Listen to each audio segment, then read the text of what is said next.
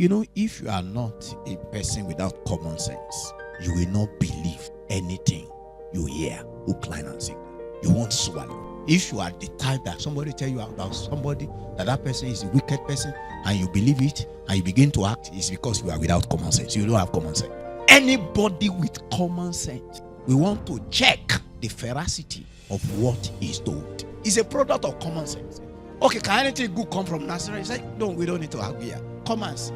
Even the Samaritans, they told the Samaritan woman, he said, look, we came here because what you said, but we didn't believe him because of your word. We came by ourselves, we investigated.